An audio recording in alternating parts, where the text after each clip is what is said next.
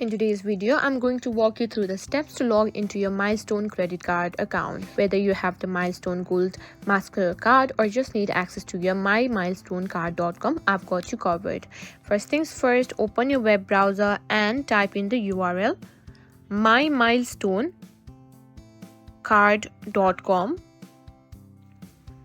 This is where you log into your Milestone credit card account. Now, once you're on the home page, you'll see a sign in button in the top right corner of the page. Go ahead and click on that.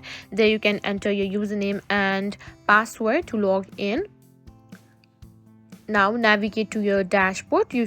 In the dashboard, you can see your current balance, payment due date, and available credit.